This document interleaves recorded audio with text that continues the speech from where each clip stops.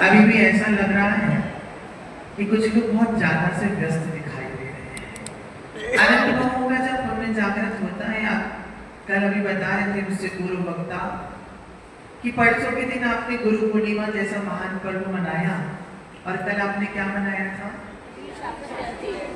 क्या बनाया था? आलू के मुंह में तो दही जमा रखा हुआ है, तो क्या बनाया था बोलिए? कल आपने वीर शासन जयंती मनाई थी और मैं विचार करता हूँ कि वीर शासन जयंती में कितना पेशेंस भगवान महावीर ने रखा होगा। इतना पेशेंस आज मेरी लाइफ में बिल्कुल भी नहीं है। तो उसी पेशेंस को मैं भी सोचते हुए कि आप अपने जयघोष में इतनी शक्ति लेकर के आए कि आज जैसे सैटरडे का ऑफ है, जो घर में सो रहे हैं वो उठ जाए, जो उठ गए वो बैठ जाए, जो बैठ गए वो खड़े हो जाए, जो खड़े हो गए वो स्नान कर ले और जो स्नान कर लिए वो घर से बाहर निकले और जो घर से बाहर निकले वो मंदिर तक आ जाए और जो मंदिर तक आ गए हैं वो धर्म के मार्ग पर लग जाए। तो अपने जयघोष में इतनी शक्ति लेकर के आइए। जय बोले अनंतानंद सिद्ध परमेश्वरी भगवान की। एक खजानाट बोलना एक श्री चैतन्य चमत्कारी महान शेकारी चिंतामणि पार्षनाथ भगवान की। एक खजानाट श्री आदिनाथ कल्पतरु शांतिनाथ भगवान की। 20वीं सदी के प्रथम आचार्य भगवान श्री शांति सागर जी महामुनि राज की। परम पूज्य आचार्य भगवान श्री धर्म सागर जी महाराज की। परम पूज्य आचार्य गुरुदेव श्री अभिनंदन सागर जी महामुनि राज की।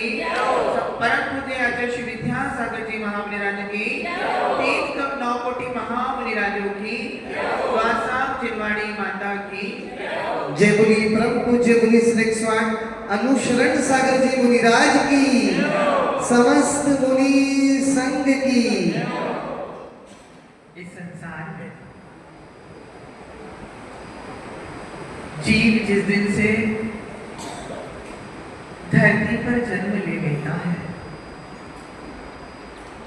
और जिस कोख से धर्म जन्म को लेता है उस कोख के स्वरूप वो जिस वातावरण में ढलता है, जिस माहौल में रहता है और परिवार जन जिस धर्म को स्वीकार कर लेते वह भी उस धर्म का उपासक बन जाया करता है। ये सृष्टि का इतिहास है कि जिस व्यक्ति ने जिस कुल में जन्म ले लिया, जिस जाति में जन्म ले लिया, वो व्यक्ति उसी जाति को अपने आप फॉलो करने लग जाता है। वो उस जाति का अपने आप एक वंशज बन जाया करता है। और होना भी स्वाभाविक की बात है कि जिस प्रकार जैसे संस्कार व्यक्ति के अंदर शुरू से मिला करते वो व्यक्ति उस अनुसार अपने जीवन को ढाल लिया करता है। और वैसे ही इस संसार में जितने भी लोग हैं वो किसी न किसी प्रकार से धर्म को स्वीकार करते चले जा रहे हैं। मुझे बोध हुआ अभी जब मंदिर में आया कि किसी का जन्म उपलक्ष्य है, जन्मदिन है और जन्मदिन तो कई व्यक्तियों का हुआ करता है। और आचार्य भगवत कहते इतना ही नहीं कि इस संसार में एक श्वास को लेने में जितना समय गुजरता है, कितना समय गुजरता है आपको पता है? एक श्वास को लेने में जितना समय गुजरता है उतने समय में कई जीवों का 18 बार जन्म भी हो जाता है और कई जीवों का 18 बार मरण भी हो जाता है। और ये जन्म मरण का चक्कर अनादि अनंत काल से इतना चलता चला आ रहा है कि हमने कभी जन्म की उपलक्ष्य में खुशियां तो बनाते हैं, हम लोग बधाइयां तो कहते तुम जियो हजारों साल, ये मेरे दिल की है आरज़ू और हैप्पी बर्थडे। हमारे गुरुदेव हमेशा कहा करते थे याद रखना जन्म की जो किसी व्यक्ति को बधाई दे रहा है, अभी क्या नाम है बहन जी का नाम? कपिला जी। आज बहुत सारे लोग आपको मिलेंगे और बहुत सारे लोग आपके साथ जब बर्थडे सेलिब्रेट करेंगे तो वो यही कहेंगे कि तुम जियो हजारों साल और जिनके साल हो 1000, ये मेरे दिल की आरज़ू है। लेकिन याद रख लेना जो व्यक्ति यदि आपको इस प्रकार की शुभकामनाएं दे देता है, जो व्यक्ति आपके बर्थडे के सेलिब्रेशन को इस प्रकार से मना देता है, आप समझ लेना उससे बड़ा दुश्मन आपका इस संसार में कोई दूसरा होने वाला नहीं है। कैसी बात कर रहे हो माता? हम तो जन्मदिन की बधाइयां दे रहे हैं, क्यों अग्रवाल जी?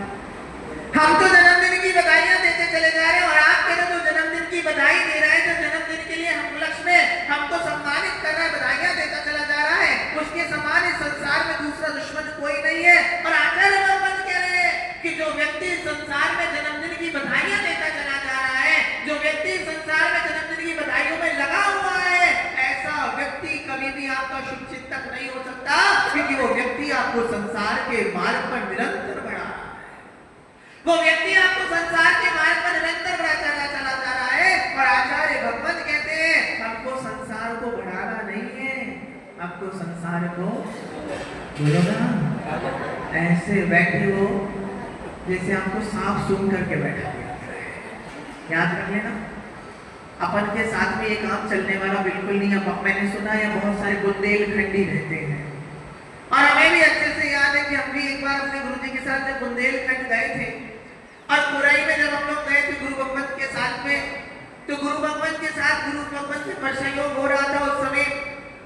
तो तत्वार सूत्र की वाचना चल रही थी, और गुरु महाराज जी प्रातः काल के समय में तत्वार सूत्र पढ़ा रहे थे, और लगभग पहला अध्याय, दूसरा अध्याय, तीसरा अध्याय प्रारंभ हो चुका है। तीसरा अध्याय आप सभी लोग जानते हैं, काय का वर्णन चलता है, पूरा का पूरा नरक का वर्णन चला जाता है कि नरक में किस प्रकार के दुख हैं, नरक में किस प्रकार की वेदनाओं को सहन करना पड़ता है। गुरु भगवत भी इस प्रकार से व्याख्यान करते चले जा रहे थे, नरक के दुखों को बताते चले जा रहे थे। एक अम्मा जी घर से निकल के आई, रोज कक्षा में आती थी, उन्होंने भी देखा, एक चेयर को लगाया। पहले किसी नगर में जाते थे तो एक चेयरमैन होता था, क्या कह रहे, पहले किसी नगर में जाते थे पालन भैया तो एक चेयरमैन हुआ करता था, लेकिन सेक्टर 50 में आए तो देखा चेयरमैन ही चेयरमैन दिखाई दे। और इतना ही नहीं, चेयरमैन के साथ आजकल संख्या चेयरमैनों की चेयरवुमेनों की ज्यादा बढ़ गई है। यानी शरीर काम नहीं कर रहा है, लेकिन कोई बात नहीं, मन ने तो काम किया है। और हम गुरु महाराज के साथ जब व्याख्यान कर रहा था, एक अम्मा जी आई, उन्होंने भी अपनी कुर्सी को लगाया, दीवार से टिकी, और ऊपर इतना अच्छा छत्र चल ही रहा था, अम्मा जी भी टिकी, बैठी, और छत्र चलता गया, और महाराज लोरी सुनाई रहे थे। इतने में माता जी की भी नींद लग गई। अब जैसे ही माता जी की नींद लगी तो महाराज ने सोचा अगर 3:01 यदि ऊपर हो जाता है और क्लास का समय हो जाता है तो ये लोग मेरा गेट नॉक करने लग जाते, मुझे उठे, मेरे को कमरे में चैन से बैठने नहीं दे सकते, और यहाँ मैं धर्म का श्रवण करा रहा हूँ और ये अम्मा जी सो जाए, ऐसा हो नहीं सकता। गुरु महाराज ने उनसे पूछा, अरे अम्मा जी सुन रही हो? अम्मा जी पहले तो उठी नहीं, फिर दूसरी बार में गुरु जी ने बोला, अरे अम्मा जी सुन रही हो? अम्मा जी थोड़ी सी चेती जागृत हुई। तीसरी बार में फिर गुरु जी ने कहा, अरे अम्मा जी सुन रही हो? आओ आओ महाराज सुन ही रहे हैं। पीछे से आचार्य जी बोलते, अम्मा जी एक बात बताओ, जाना तो नहीं है जहाँ का वर्णन चल रहा है? तो अम्मा जी बड़े प्यार से कहती, महाराज ऐसी जगह तो आप ही जाओ, क्या पता कौन सा व्यक्ति किस महाराज को कब नरक में भेज दे, कुछ पता लगने वाला नहीं है। आचार्य भगवान कह रहे हैं कि जो व्यक्ति आपको शुभकामनाएं दे रहा है वो आपके संसार को निरंतर बढ़ाने की कोशिश कर रहा है। यदि किसी व्यक्ति को शुभकामना देना हो तो कभी ये मत कहना कि तुम जियो हजारों साल, अभी तो बस इतना ही शुभकामना आप देना। और हमारे प्रवचनों से यही संबोधित होके जाना कि यदि किसी को शुभकामनाएं देनी हो तो ऐसी शुभकामना दो जिससे उसका संसार नष्ट हो जाए, जिसको उसका जन्म मरण नष्ट हो जाए। आचार्य भगवत कहते थे, हो संयम में जीवन नादि व्याधि हो संयम में जीवन ना आदि व्याधि हो, गुरु एक तमन्ना है तेरा मरण समाधि हो, कि गुरु ना कभी तो ये बाबा माटी बन जाता है। आचार्य भगवान कह रहे हैं, हम जो बार-बार अलग-अलग बधाइयां देते चले जा रहे हैं, संसार को बढ़ाने की बधाइयां देते चले जा रहे हैं, ये सारी की सारी बधाइयां नहीं बल्कि ये उसके लिए अभिशाप है, क्योंकि ये उसके संसार को बढ़ाने वाला हो। यदि भाविकता में धर्म के मार्ग पर चल के बधाई देना हो तो इतनी भावना बनाना कि हे भगवान इसका जीवन संयमित होता चला जाए, हे भगवान इसके जीवन में संयम आना चला जाए, और जब इसके प्राणों का अंत हो तो गुरु की शरण हो, प्रभु का नाम हो और ओम का स्मरण हो। इससे बड़ी बधाई संसार में किसी जीव के लिए नहीं। इस संसार में जितने भी जीव जन्म को ले रहे हैं और जन्म को लेने के साथ साथ ही अपने अपने धर्म को स्वीकार करते चले जा रहे हैं। आचार्य भगवत कहा करते थे, धर्म धर्म कहते सभी और धर्म न जाने कोई और धर्म मर्म जाने बिना। भारत भैया भगवत जी धर्म कहाँ से हुए? बहुत अच्छी बात कहा है। अभी मैंने देखा, बहुत आनंदित हुआ कि मातृका में अभिषेक करने वाले इतने लोगों की संख्या देखकर मन में हर्ष का भाव हुआ कि चलो यहाँ कुछ धर्मात्मा तो रहते हैं, कुछ धर्मात्मा लोग निवास करते हैं। अभी हम रास्ते में चल रहे थे तो हमारे चेयरमैन साहब बता रहे थे, प्रधान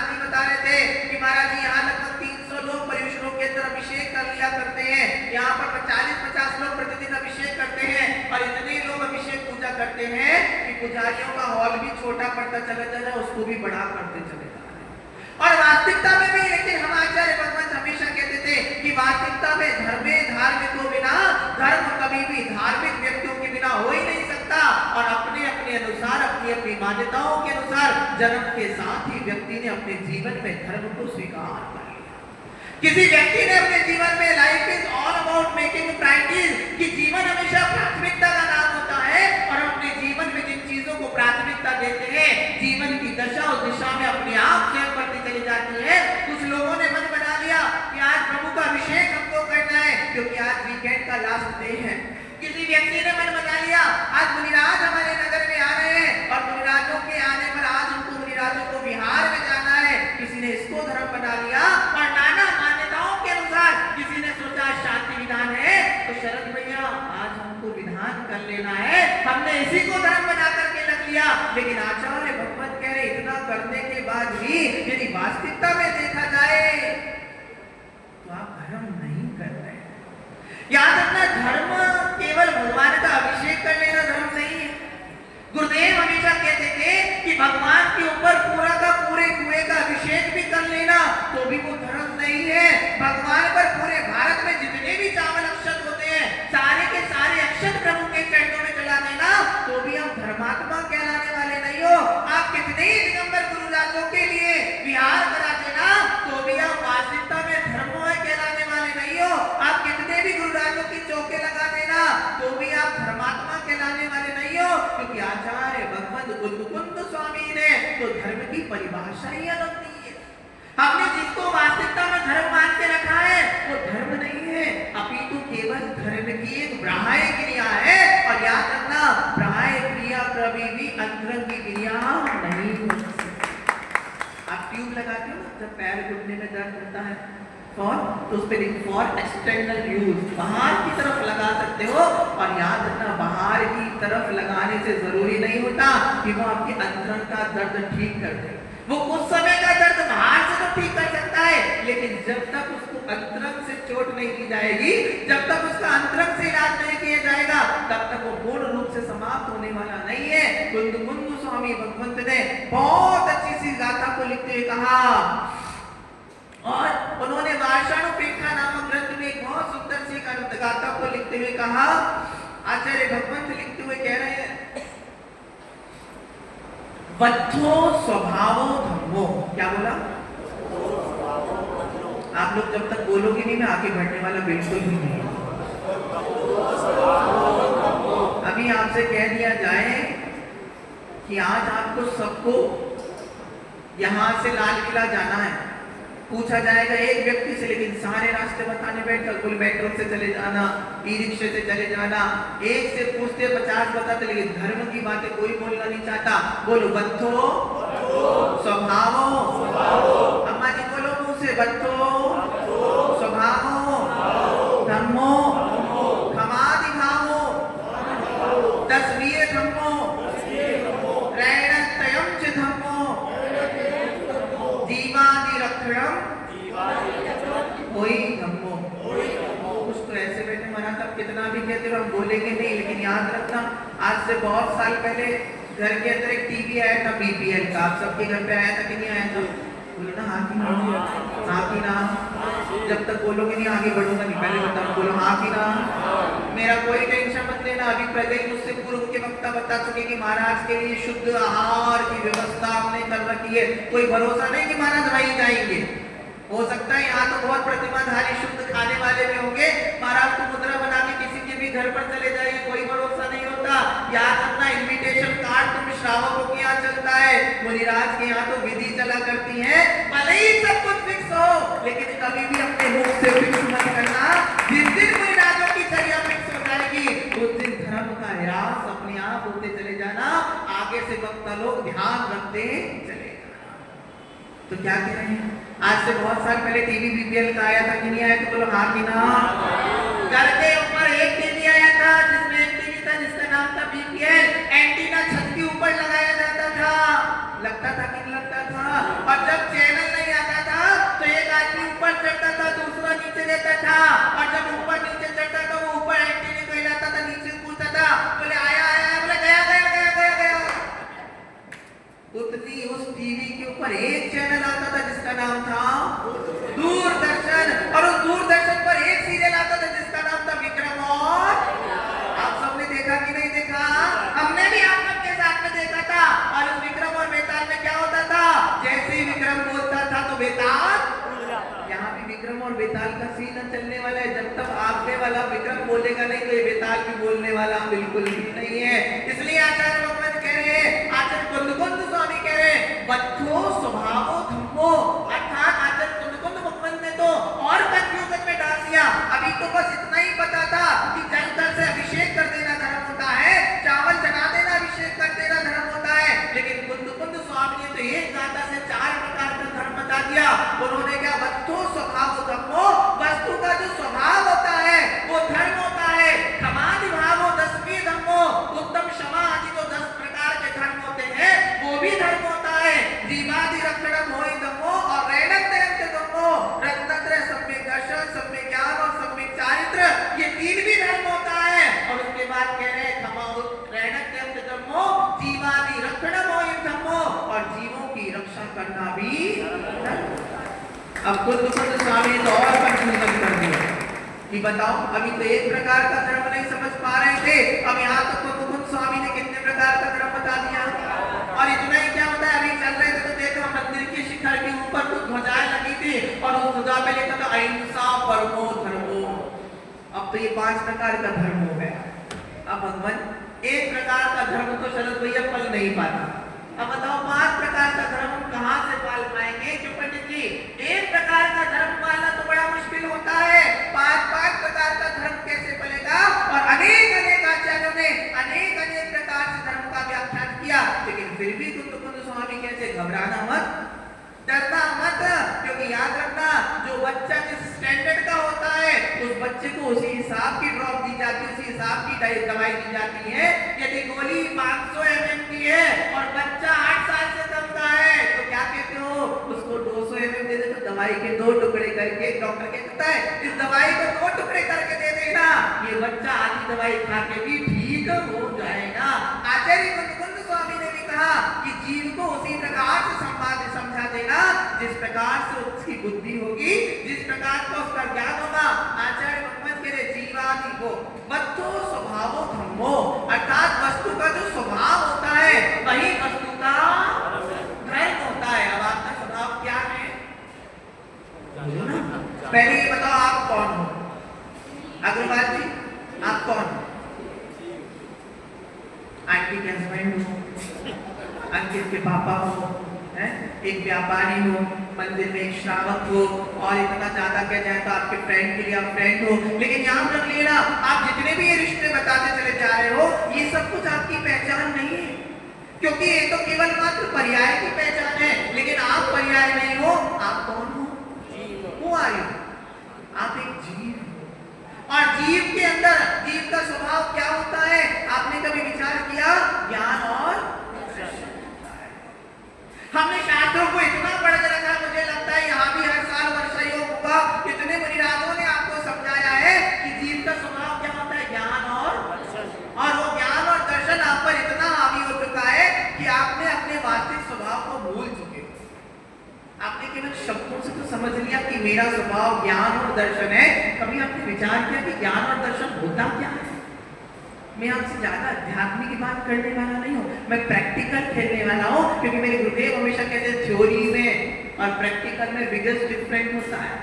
थ्योरी में और प्रैक्टिकल में बहुत बड़ा अंतर होता है। थ्योरी में कभी भी 100% मार्क्स नहीं मिलते, अंकल जी सही कह रहा हूँ कि गलत कह रहा हूँ, और प्रैक्टिकल में 100% मार्क्स मिल जाया करते हैं। और इस संसार में थ्योरियां लिखे तो पूरी शास्त्र पढ़े हुए हैं, थ्योरियां लिखे तो आचार्य भगवान खूब सारा लिख के गए हैं, लेकिन याद रखना प्रैक्टिकल लाइफ को जब देखा जाता है तो जीवन में हमेशा परिवर्तन हो जाया करता है। उन आदिनाथ भगवान से सीखना, उन महावीर भगवान से सीखना जिन्होंने थ्योरियों को नहीं लिखा बल्कि अपने जीवन को इस प्रकार का जिया कि वो चले तो 2500 वर्ष पूर्व थे, लेकिन आज भी उनके जीवन के चारित्र को देख करके हम अपना चारित्र सुधारने की कोशिश करते चले जा रहे हैं। यानी यही तो सबसे बड़ा अंतर होता है एक नेता में और एक संत में। दोनों के दोनों बोला करते हैं, दोनों के दोनों भाषण दिया करते हैं, लेकिन जब संत बोला करते हैं और जब नेता बोले करते हैं तो नेता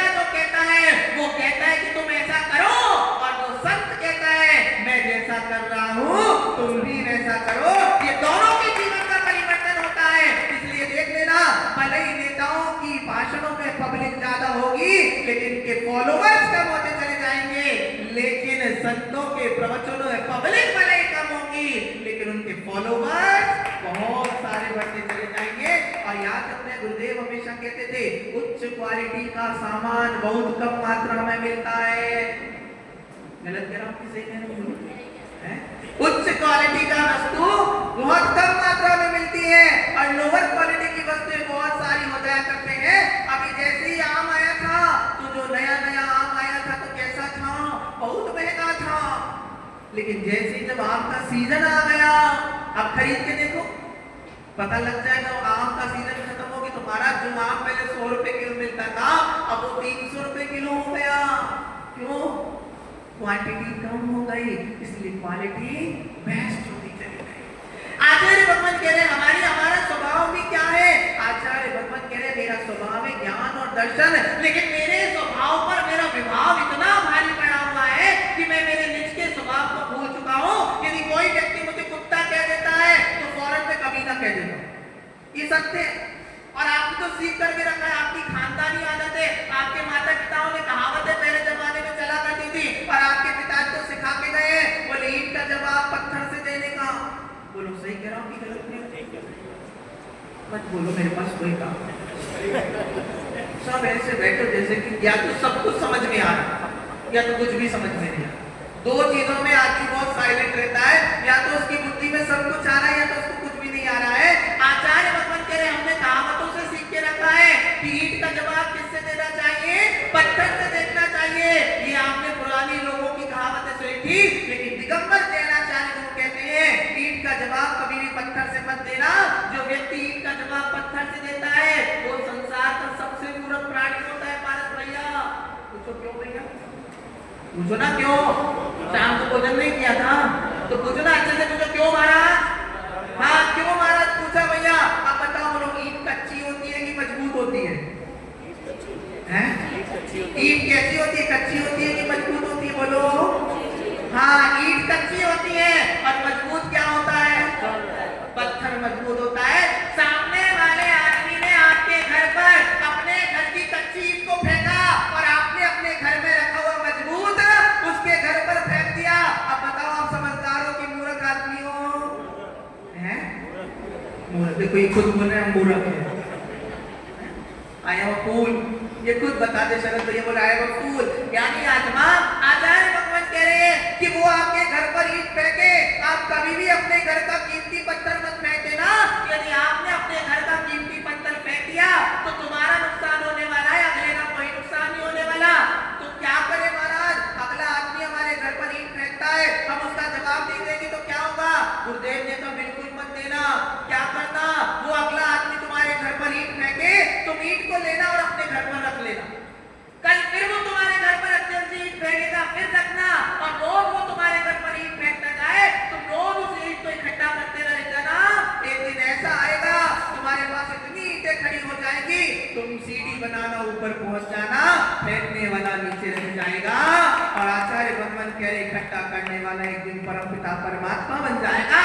आपके बोले भगवान किसी को उन्होंने कहा जवाब ना देना लाजवाब हुआ करता है, और जवाब का जवाब ना दिया इसीलिए आज वो भगवान बन के बैठ गए। अगर वो भी इनका जवाब पत्थर से देते तो कमट में और उनमें कोई अंतर होने वाला नहीं था।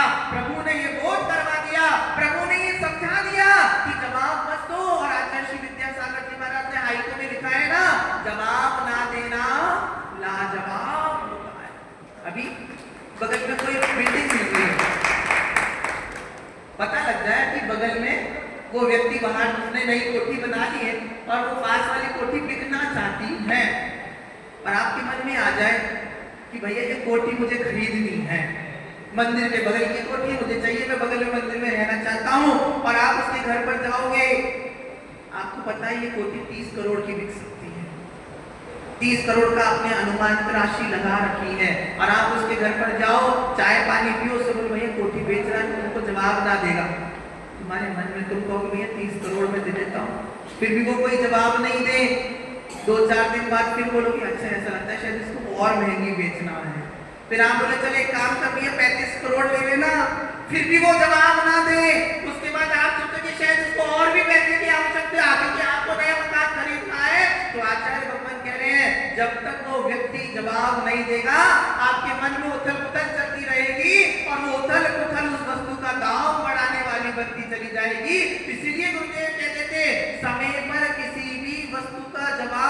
प्रतिक्षण मत दो, क्योंकि प्रतिक्षण जवाब देने से हमारी बात बिगड़ सकती है। थोड़ा पेशेंस रखो,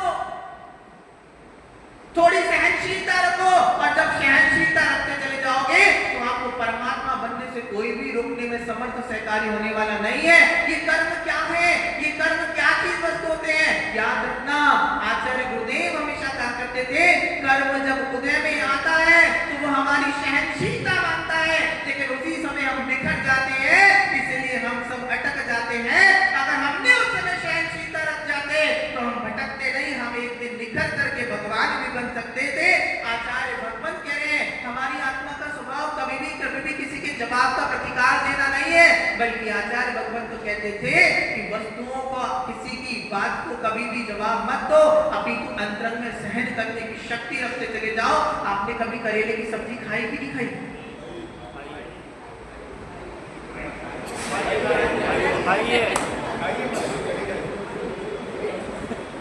देखो मैंने अभी कहा था ना, जवाब ना दो तो लाजवाब होता है। पहली बार में नहीं बोले, दूसरी बार में कितना तेज हो।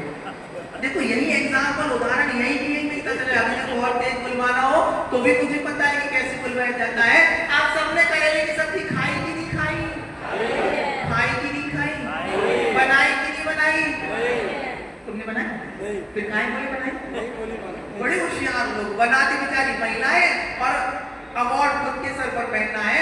आज महिलाओं को पता होता है, बोलो करेला कैसा होता है? कैसा होता है? कड़वा हुआ करता है। यदि आपको कच्चा करेला खाने के लिए दे दिया जाए तो आप जबान पर रख भी नहीं सकते हो। ये महिलाएं उसमें ऐसा जादू करती है, नमक लगाती है, धोती है, बघाड़ती है, नींबू डालती है, नमक डालती है, मसाला डालती है, और ज्यादा मीठा चाहिए, कड़वा ज्यादा हो थोड़ा सा मीठा भी डालती है। उसके बाद जब करेले की सब्जी को परोसती है तो बताओ क्या करेले की सब्जी से कड़वाहट दूर हो जाती है? बोलो, कड़वाहट दूर होती नहीं है। जो 100% कड़वाहट थी वो धीरे मिनिमाइज होते हुए 10 या 20% रह जाती है। यदि करेले से कड़वाहट दूर हो जाएगी तो करेले की वैल्यू अपने आप खत्म होती चली जाएगी।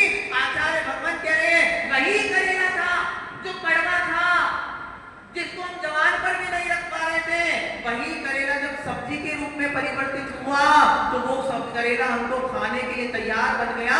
करेले का स्वभाव था कड़वापन, लेकिन उस कड़वेपन पर, उसके स्वभाव पर जब नमक का विभाग लगाया गया तो करेले ने अपनी कड़वाहट को थोड़ा सा कम किया।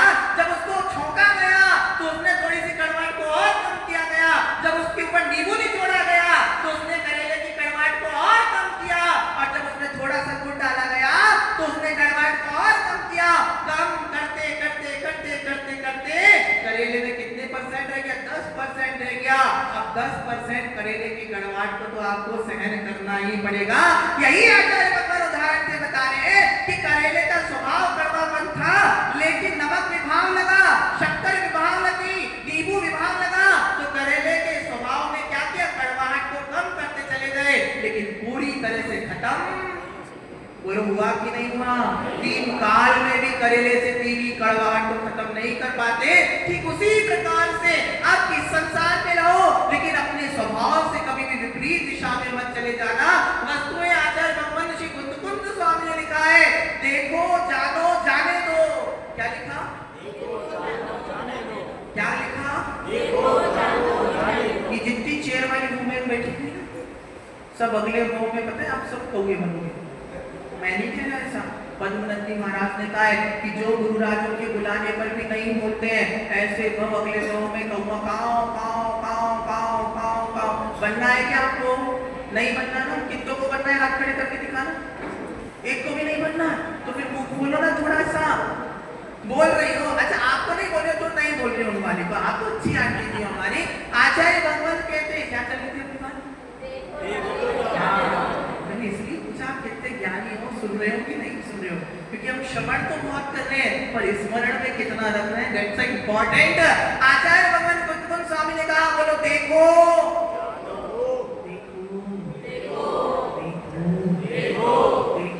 देखो, अच्छे से बोलो, देखो जानो जाने दो। आचार्य भगवान कुंद स्वामी ने बताया, आंखें मिली है तो देखने के लिए मिली है, बुद्धि मिली है तो जानने के लिए मिली है, लेकिन देखने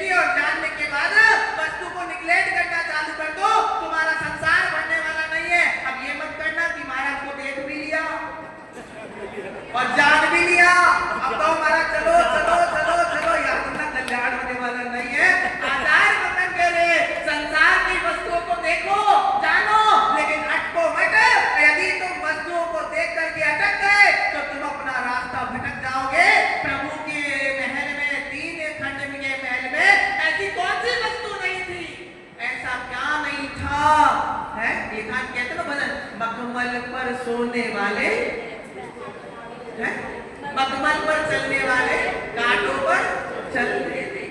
क्या कमी थी? यानी इस धरती पर भी चलते थे तो मखमल बिछा हुआ था, लेकिन जिस दिन आत्मा का बोध हुआ, जिस दिन स्वरूप का बोध हुआ, उस दिन मखमल बेकार हो गया और कांटा अच्छा लगने लग गया। आचार्य भगवत कह रहे हैं जैसे करेले का स्वभाव कर्मापन है, पानी का स्वभाव बोलो ना कैसा होता है? पानी का स्वभाव शीतल होता है। अभी तो आप कह रहे हो महाराज पानी का स्वभाव शीतल होता है, अब पानी को गर्म कर दो तो बताओ शीतल होगा कि उष्ण हो जाए? उष्ण हो जाएगा। फिर पानी का स्वभाव कैसे रहा? शीतल। आचार्य भगवान कह रहे हैं पानी का स्वभाव तो शीतल था, शीतल है, शीतल ही रहेगा, लेकिन जब अग्नि रूपी विभाव परिणतियां उसके साथ लगती है तो वो अपने स्वभाव से विभाव में ले जाती है। लेकिन कब तक? जब तक अग्नि जलेगी तब तक पानी उष्ण रहेगा। जैसे ही अग्नि शांत हो जाएगी तो पानी क्या होगा? धीरे धीरे धीरे करके अपने स्वभाव में आता चला जाएगा। ये पानी का समय हो चुका है, संगीतकार भी आ चुके हैं कि महाराज जल्दी बंद करो, क्योंकि उधर भोजनशाला वाले भी इंतजार कर रहे हैं। जितनी जल्दी खत्म होगा उतनी जल्दी फिर हमको भी काम मिलेगा, फिर हम भी अपना काम निपटाएंगे और फिर आप तो इंतजार करो या ना करो, हमारे पंकज भैया सीएम है तो हमारा इंतजार कर ही रहे। महाराज जल्दी छोड़ोगे तो हमको भी दो सब्जी वब्जी कुछ बनाना होगा तो हम भी बना के तैयार कर देंगे। कोई बात नहीं, बस यही भावना बातें कि आप भी अपने स्वभाव को समझो और स्वभाव को समझने के बाद आप भी अपने नेचर में आओ। कोई कुछ भी कहे लेकिन कभी भी किसी का प्रतिकार मत देना, क्योंकि याद रखना आप प्रतिकार नहीं दोगे तो समय उसको अपना उसका प्रतिकार अवश्य रूप से देखते चले जाना। ये महावीर ये परशुराम ने किसी का प्रतिकार नहीं किया तो कमट अपने आप एक दिन उनके चरणों में जुट गया। आपका शत्रु भी, आपका दुश्मन भी आपका मित्र बन सकता है। बस चेंजिंग करना हो तो अपने आप को चेंज करते चले जाना। आप किसी को भी कुछ भी कहे, आपने वो देखी तो आज से बहुत टाइम पहले पिक्चर आई थी मुन्ना भाई MBBS, देखी कि नहीं देखी? देखी कि नहीं देखी? देखी कि नहीं देखी? मुझे पता नहीं आप चीजों को देखते हो। आप लोगों के साथ संसारी लोगों हमने भी अपने घर में देखी तो भी हमारा स्वभाव आपके जैसा था। संसारी वस्तु कोई भी चीज को देखता है तो उसमें काम की वस्तुओं को देखता है, और संत आदमी जब कोई वस्तु को देखता है तो उसमें राम को खोजने की कोशिश करता है।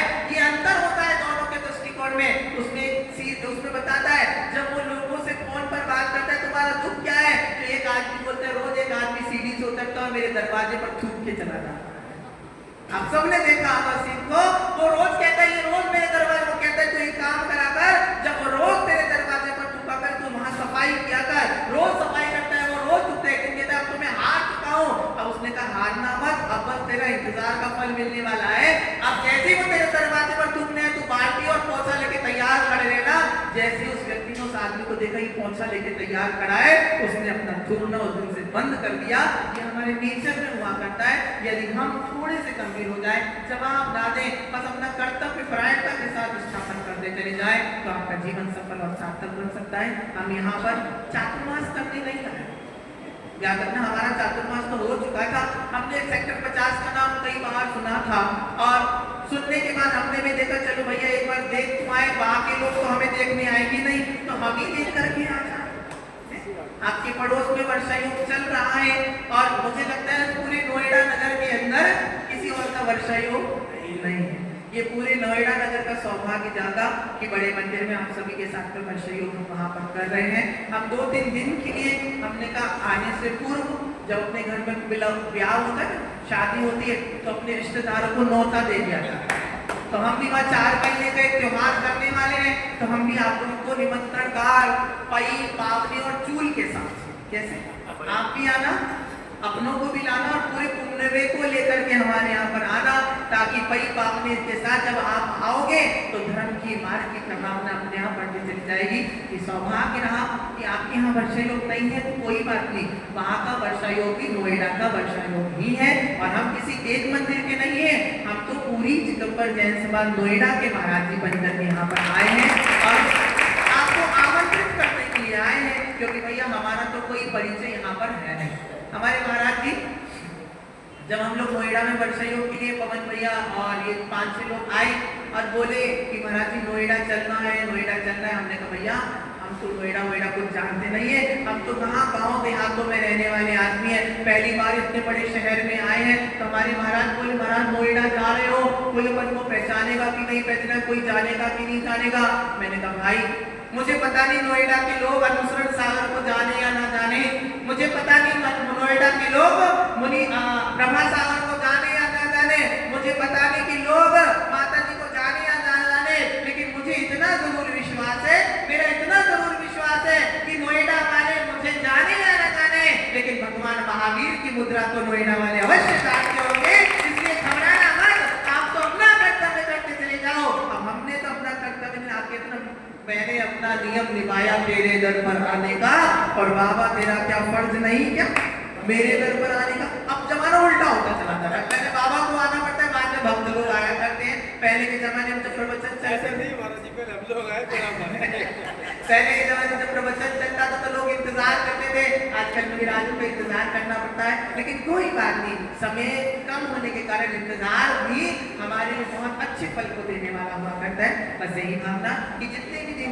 1, 2 या 3 दिन का प्रवास यहाँ पर रहेगा, तो जितने भी दिन हम यहाँ पर रहेंगे, सुबह प्रवचन होगा, और प्रवचन एक पूरी सूचना दे दो, दोपहर में कितने लोग नहीं आओगे हाथ खड़े करो। अच्छा आप नहीं आओगे, पुरुषों से तो हमको उम्मीद ही नहीं है, वो तो सब चले जाएंगे, इसलिए आप हमारी क्लास में फेल हो। दिन में भी कोशिश करिएगा, हम आपको स्वाध्याय सुनाने की कोशिश करते चले जाएंगे, और शाम को ठीक 7 बजे, कितने बजे, कितने बजे, कितने बजे, कितने बजे, शाम को ठीक 7 बजे बहुत सुंदर सी गुरु भक्ति और बहुत सुंदर सी कक्षा भी आपको यहाँ पढ़ाने की कोशिश करेंगे। बस आप समय पर आइएगा। आपको 3 दिन के लिए हम यहाँ पर आए हैं, तो 3 दिन में हम चाहते हैं कि 3 महीने का पूरा कोर्स सिलेबस आपको देके जाए, ताकि फिर कभी हम यहाँ पर आए तो वही जागृति और जो हमने कक्षा यहाँ पर दी उसमें परीक्षाएं बदले, तो आप सब उसमें उत्तीर्ण देते चले जाओ। इन्हीं भावनाओं के साथ पूज्य गुरुदेव श्री अभिनंदन सागर जी महाराज की जय। परम पूज्य मुनि श्रेष्ठ स्वामी अनुशरण सागर जी मुनिराज की।